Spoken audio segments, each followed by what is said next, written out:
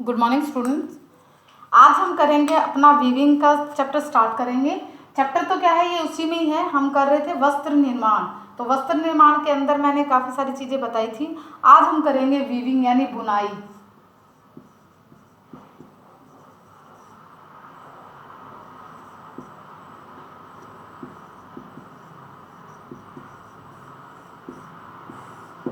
ये इम्पोर्टेंट है, most important है। ये इसमें से क्वेश्चन आता ही है। तो वीविंग का करेंगे। तो वीविंग में बताया था कि बुनाई द्वारा वस्त्र निर्माण क्या है। जो ये वीविंग प्रोसेस है, मैंने पहले भी बताया था, जितने भी अपनों ने फाइबर किए हैं उसके सभी के अंदर हमने वीविंग के बारे में बताया था। तो आपको वैसे समझ आ गया होगा कि वीविंग मैंने क्या बताया था। तो इसमें क्या है, जो ये विधि है वो बहुत ही पुरानी और प्रचलित विधि है। अधिकांश वस्त्रों का जो निर्माण होता है, मोस्टली जो कपड़ों का निर्माण होता है वो क्या है, वीविंग टेक्निक के से होता है। तो बुनाई कला में 2 धागों का प्रयोग होता है। इसमें मैंने बताया था कि वीविंग में क्या है, 2 धागों का प्रयोग होता है। 2 धागों का प्रयोग, 2 धागों का यूज होता है। पहला बताया था मैंने वार्प यान। ये क्या कहलाते हैं, वार्प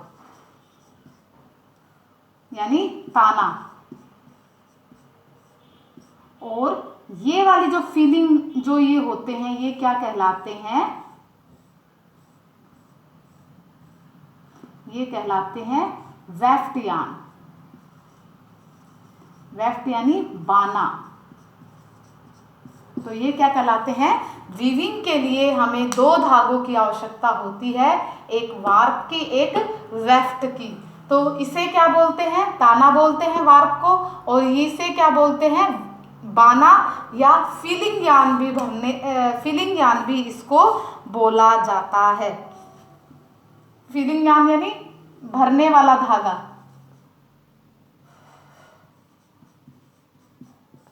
फीलिंग यान भी बोलते हैं इसको, फीलिंग यान बोलते हैं। इसे क्या, ये क्या होता है, लेंथ वाइज होता है, और ये क्या होता है, क्रॉस वाइज या विड्थ वाइज, यानी क्रॉस करता है। ये क्रॉस वाइज होता है जो बाने का धागा होता है। तो इसके लिए क्या है, बुनाई के लिए सर्वप्रथम क्या है, जो वार्प यान है, जो हमारा जो ये वार्प यान है, इसको क्या है, लूम पर यानी जो करघा होता है उस पर इसको तान देते हैं। आपने घरों में देखा होगा, दरिया वगैरह बनाते हैं घरों में, दादी मम्मी वगैरह जो भी हैं वो दरिया बनाते हैं। तो दरिया बनाते टाइम आपने देखा होगा कि अड्डा होता है, अड्डे के ऊपर क्या करते हैं, इसको धागे को, वार्प यान को सबसे पहले भर देते हैं, उसके ऊपर लगा देते हैं। और ये क्या है, समानांतर और पास पास में सटे हुए होते हैं। और क्या करते हैं, जितना लंबा वस्त्र बनाना होता है उतने ही लंबे के धागों को इसमें प्रयोग करते हैं। इसमें टुकड़े नहीं लगाते, जितना लंबा, जैसे मुझे इतना बनाना है, इतना बनाना है, इतना इतना, जितना भी मुझे बनाना है उतना लंबा क्या है, मैं धागों का प्रयोग करूंगी। बाने के धागे को छोटी स्टल पर लपेट लिया जाता है। जो ये फीलिंग यान होता है, एक स्टल होती है, स्टल के ऊपर क्या है, इसको लपेट लेते हैं। ये स्टल होती है ऐसे, इसके ऊपर ये लिपट जाती है, ये स्टल होती है। आगे आएगा, आपको बताएंगे। इस स्टल को ताने के धागे के बीच में से होकर चौड़ाई में फंसाकर निकालते हुए भराई की जाती है। ये क्या करता है, एक अपन जो भी हमारी जो वीविंग होती है, वीविंग का चैप्टर आगे करेंगे, जो भी वीव होती है उसके अकॉर्डिंग इसको, जैसे कि सिंपल वीव है, साधारण बुनाई है, उसमें क्या करते हैं, एक ऊपर एक नीचे, एक ऊपर एक नीचे, तो ऐसे करके नेक्स्ट लाइन में ऊपर वाला नीचे चला जाएगा, नीचे वाला ऊपर आ जाएगा। तो इस प्रकार से क्या करते हैं, शटल के द्वारा इसकी भराई की जाती है। शटल क्या होती है, इसके अंदर से हाथों, पहले क्या काम होता था, पहले जो ये काम होता था हाथों से होता था। आजकल क्या है, मशीन, इसका जो हाथ रूप है वो किसने ले लिया है, इसका जो स्थानांतरण है वो मशीनों में हो गया है। तो मशीनों पे ये काम क्या है, घंटों का काम सेकंडों में होने लग गया है। बाने की धागे की मात्रा सीमित होती है। ताना तो क्या है, हमने एक बार तान दिया, बाने को सीमित, क्योंकि बहुत अधिक मात्रा, अधिक भाग एक छोटी सी स्टल पर नहीं चढ़ाया जाता, इसमें लिमिटेड चढ़ाते हैं एक बार। क्योंकि ज़्यादा चढ़ाएंगे तो ज़्यादा मोटी हो जाएगी, इस पर लिमिटेड ही धागा चढ़ता है। स्टल एक केस में बंद रहता है, एक केस होता है उसके अंदर इसको बंद रखते हैं। वस्त्र बुनने हेतु कई स्टलों का प्रयोग किया जाता है। जैसे ही एक स्टल का धागा समाप्त होता है, दूसरा स्टल इसके यहाँ लगा दिया जाता है। इस प्रकार ताने के संपूर्ण लंबवत धागे को बाने के द्वारा भरकर तैयार कर लिया जाता है। जो ये तो मैंने खुला खुला आपको समझाने के लिए बता रखा है, लेकिन इसकी जो वीविंग होती है वो क्या होती है, कॉम्पैक्ट वीविंग होती है। कॉम्पैक्ट किसको बोलते हैं, बिल्कुल क्या है, ताने का धागा दिखे ना, कॉम्पैक्ट वीविंग हो जाएगी। ये कॉम्पैक्ट वीविंग है, यानी इसमें धागा बिल्कुल भी दिखे ना। तो इस प्रकार से क्या है, इसकी भराई कर देते हैं। अब क्या है, धीरे धीरे मानव की तीव्र बुद्धि, उनके लगातार अथक प्रयास ने क्या है, जो ये था, इस हथकरघे में यह व्यवस्था थी कि ताने के धागे को ताने जाते थे, उनमें से एक ऊपर की ओर एक नीचे, इस प्रकार से इनको हाथों से किया जाता था। हथकरघा से निर्मित वस्त्र क्या होते थे, बहुत ही आकर्षक। आप देखते हैं कि जो हाथ से बने हुए वस्त्र होते हैं वो अत्यंत ही सुंदर, बारीक, सूक्ष्मता एवं कोमलता के लिए विश्व प्रसिद्ध होते हैं। जैसे कि ढाका का मलमल है, कश्मीर का पश्मीना है, आदि वस्त्र क्या है, हथकरघा से ही बनाए जाते थे। हथकरघे का प्रयोग कर आज भी अति सुंदर विशिष्ट प्रकार के कलापूर्ण विशेषाकर्षण से युक्त सूक्ष्म, कोमल और बारीक वस्त्र बनाए जाते हैं। परंतु हथकरघा से वस्त्र निर्माण में काफ़ी क्या लगता था, समय, शक्ति और मेहनत बहुत ज़्यादा लगती थी। समय लगता था, मेहनत ज़्यादा होती थी और परिश्रम, शक्ति भी ज़्यादा लगती थी। औद्योगिक विकास के साथ ही हथकरघे की जो गुणवत्ता में विकास हुआ और बुनाई क्षेत्र में एक नई क्रांति आई। विद्युत चालित यंत्र बनने लगे। अब क्या है, अब बिजली से चलने वाले स्वचालित, अपने आप ही चलने वाले मशीनें बनने लगी। अब बुनाई का काम क्या है, बहुत कम समय में ही वो होने लग गया। यानी मैंने बताया घंटों का काम है वो मिनटों, सेकंडों में होने लग गया। और उससे क्या है, समय और शक्ति और पैसे तीनों की बचत हो गई। अब क्या है, इनसे क्या है, विभिन्न प्रकार के सुंदर सुंदर नमूने भी इनसे बनाए जाते हैं। जैसा उपभोक्ता प्राप्त करना चाहता है वैसे ही क्या है, इनसे बनाए जाते हैं। अब हम बात करते हैं करघे के भाग की, कि करघा होता है जो, जिस पर हम ये वस्त्र बनाते हैं, उसके कितने भाग होते हैं। सबसे पहले करघे के भाग की बात करते हैं।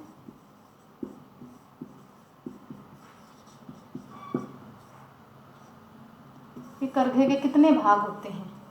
करघे के 5 भाग होते हैं। करघा चाहे हाथों से चलने वाला हो या विद्युत से, इनकी बनावट क्या होती है, एक जैसी ही होती है। एक करघे में क्या है, 5 भाग होते हैं। सबसे पहला भाग होता है, उसे क्या बोलते हैं, क्लॉथ बीम या कपड़े का बेलन। सबसे पहले क्लॉथ बीम या कपड़े का बेलन बोलते हैं। दूसरा जो इसका भाग होता है वो क्या होता है, वाप बीम या ताने का बेलन।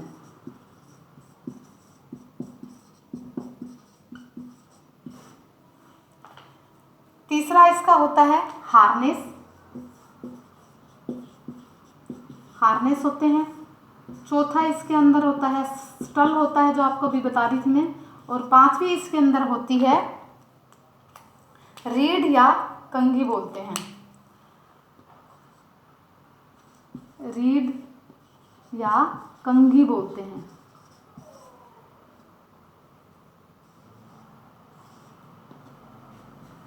तो ये 5 भाग इसके होते हैं। कौन कौन से बताया है ना मैंने, क्लॉथ बीम या कपड़े का बेलन, वाप बीम या ताने का बेलन, हार्नेस, सटल, रीढ़ या कंघी। अब इनको एक बार डिटेल से बताती हूँ। जो क्लॉथ बीम या कपड़े का जो बेलन होता है वो क्या होता है, यह बीम जो है, ये बीम जो है क्या गति करता रहता है, चलता रहता है। यह करघे के अगले भाग में सामने की ओर रहता है, आगे की ओर। जैसे ये आगे का है, जैसे जो बीम लूम होता है, जैसे ये लूम होता है, यहाँ पर क्या है, ये यहाँ पर लगा होता है क्लॉथ बीम, ये क्लॉथ बीम होता है, और यहाँ पे क्या होते हैं,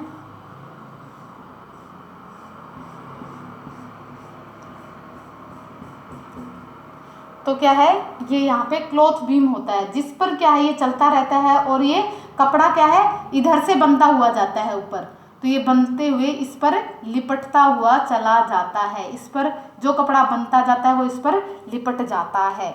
इसमें ताने के धागे के अंतिम छोर कसे जाते हैं, जिससे ताने के धागे पूरी तरह से तन जाते हैं। बुनाई क्रिया प्रारंभ होने पर जैसे ही कपड़ा तैयार होता है, ये कपड़ा उतनी ही शीघ्रता से इस बेलन पर क्या है, लपेट लिया जाता है। कपड़ा लपेटने के कारण ही इस बीम का नाम क्या कहा गया है, क्लॉथ बीम कहा गया है। अब बात करते हैं वाप बीम या ताने का बेलन। ये जो ताने का बेलन होता है वो पीछे की ओर लगा होता है, यानी इधर की साइड लगा होता है। इस पर क्या होते हैं, ताने के धागे लगे होते हैं। जो ताने वाले धागे होते हैं सिर्फ ये इसके ऊपर लगे होते हैं, ताने वाले धागे। इस पर ताने के धागे वस्त्र की संपूर्ण लंबाई के समानांतर स्थिति में पास पास सटाकर लगाए हुए होते हैं। जितना लंबा हमें वस्त्र चाहिए उतने लंबे धागे इसके ऊपर लपेटा हुआ होता है। वस्त्र की चौड़ाई के अनुसार इस बीम पर धागे लपेटे जाते हैं। यह बीम भी क्या रहता है, घूमता रहता है, और बाने के धागे भर जाने के पश्चात हल्की सी गति से शीघ्रता से घूमकर लपेटे हुए धागे को ढीला छोड़ देता है। यानी जब ये क्लॉथ कपड़ा बुनता जाता है तो ये इधर बुना हुआ कपड़ा इस पर लिपटता है, और जब धागे की जरूरत होती है ताने के तो यहाँ से धीरे से हल्के से ये धागे को छोड़ता हुआ जाता है। और ये इसमें क्या करते हैं, वस्त्र की लंबाई के अनुसार वाप बीम पर जब समस्त धागे लंबवत चढ़ा दिए जाते हैं तब इनके अंतिम छोरों को इन पर से खोलकर सीधे तानकर करघे के अगले भाग स्थित कपड़े के बेलन पर लाकर लपेट दिया जाता है। इस प्रकार ये धागे संपूर्ण प्रक्रिया के दौरान कसकर तने रहते हैं। उन्हीं पर बाने के धागे से ताने के धागे की भराई विधि द्वारा बुनाई की जाती है। इस प्रकार से क्या है, संपूर्ण वस्त्र बनकर तैयार हो जाता है। अब हम बात करते हैं हार्नेस की बात करते हैं। हार्नेस क्या होता है, हार्नेस एक करघे का एक सबसे इम्पोर्टेंट भाग होता है। यह करघे में लगा एक फ्रेम होता है। ये क्या है, एक फ्रेम की तरह होता है। जैसे हार्नेस है, ये फ्रेम की तरह होता है।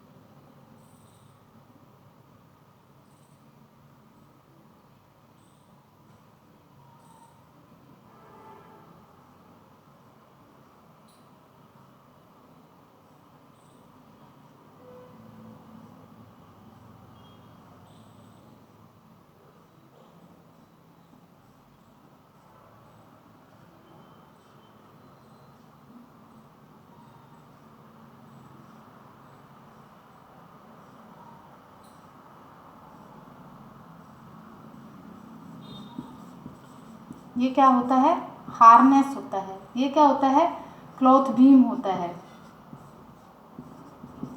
ये क्या होता है, वार्प बीम होता है, जिस पर धागा लिपटा हुआ होता है, ये वार्प बीम।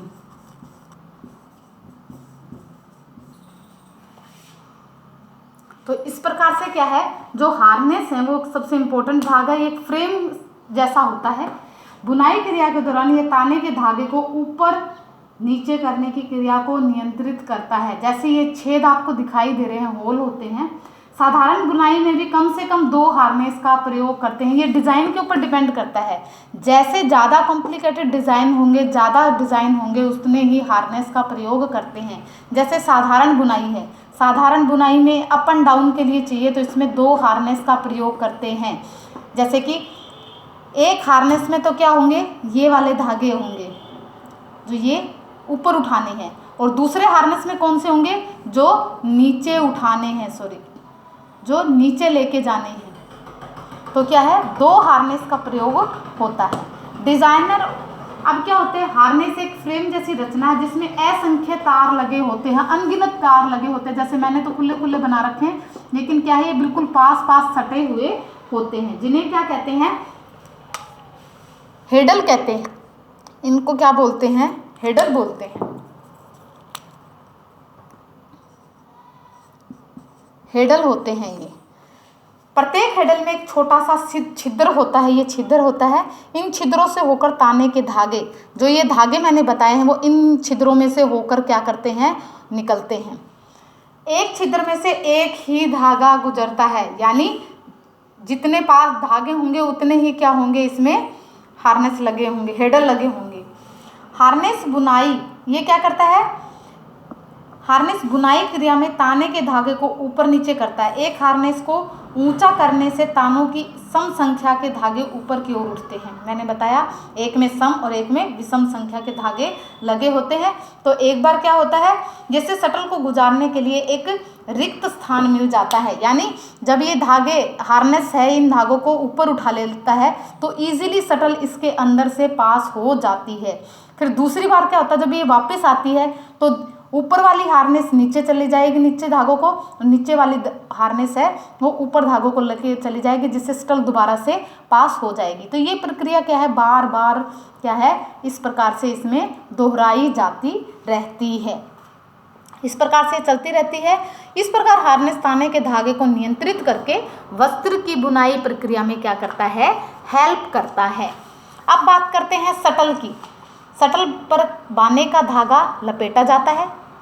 जो शटल होती है मैंने बताया था उस पर बाने का धागा लिपटा होता है, और शटल क्या होती है, लगातार दाएं से बाएं बाएं से दाएं घूमती रहती है और एक पंक्ति या लाइन पूरी करती है।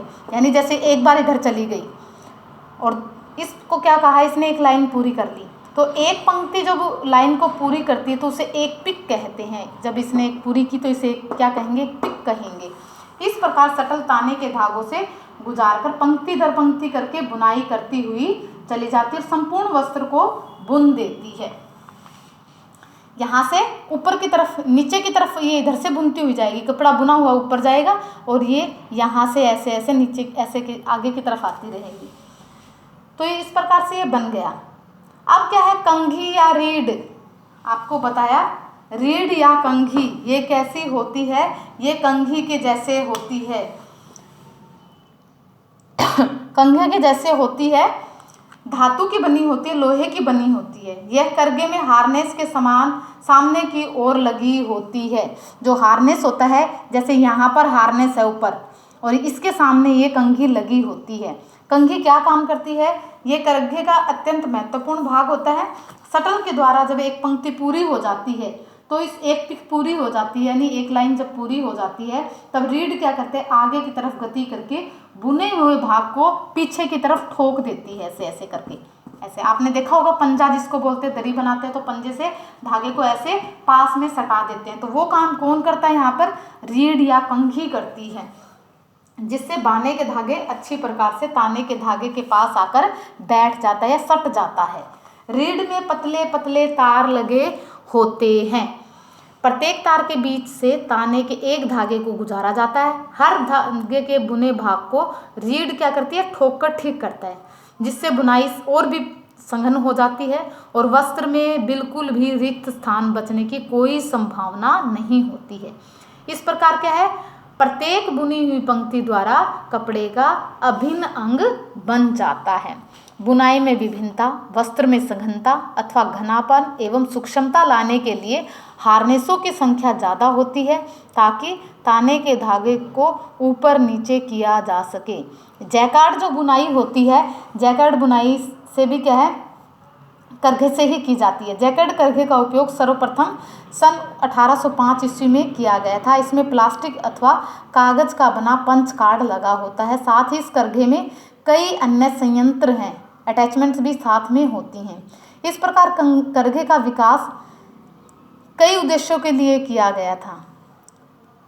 तो इससे क्या है, महीन एवं बारीक बुनाई के लिए हार्नेसों की मदद से ताने के धागे को शीघ्रता से ऊपर नीचे किया जाता है।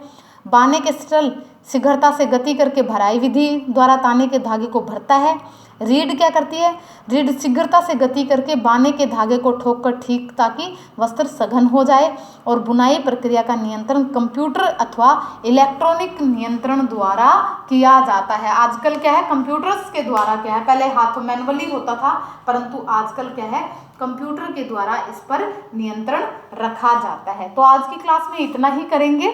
आज हमने करघे के भाग किए, अब कल की क्लास में करेंगे हम बुनाई की विभिन्न अवस्थाएं। तो okay bye, have a nice day students.